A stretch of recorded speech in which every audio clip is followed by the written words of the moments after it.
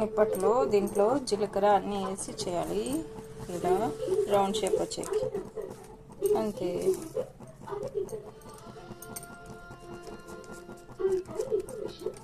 నిప్పట్టు ఇందులో జీలకర్ర, ఉప్పు, కారం, తర్వాత పల్లీలు, శనగిత్తనాలు కొంచెం కట్టేసుకొని దీన్ని రౌండ్ షేప్ రావాలంటే ఒక చిన్నది ఏదైనా క్యాప్, ఇలా క్యాప్ తీసుకొని ఇలా చేయడం అంతే.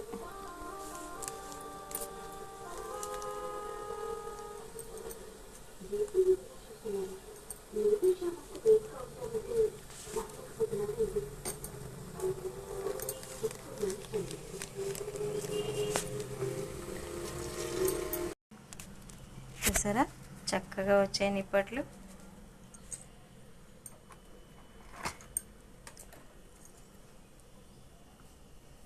నిప్పట్టయితే ఇలా తయారైంది. ఇంకా చెక్లాలు చేస్తాను.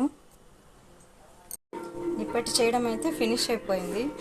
చాలా క్రిస్పీగా చాలా బాగా వచ్చినాయి, టేస్టీ కూడా ఉంది. సరే అండి, నిప్పట్టు చేయడం ఎలా అని చూసేసారు కదా. మీకు కూడా మర్చిపోయింటారు చాలా రోజుల నుంచి నిప్పట్టు చేద్దామా వద్దా అని, గుర్తొచ్చిండదు. నేను చేశాను కాబట్టి ఇప్పుడు గుర్తొచ్చేస్తుంది. సరేనా, మీరు కూడా చేసుకోండి అండ్ లైక్ చేయండి. ఈ వీడియో బాగా వచ్చింది కాబట్టి లైక్స్, షేర్స్ నాకు ఆటోమేటిక్ వచ్చేస్తాయి. మీరు ఇచ్చేస్తారు కదా, నాకు తెలుసు మీరు షేర్ చేస్తారని, లైక్ చేస్తారని. థ్యాంక్ యూ అండి.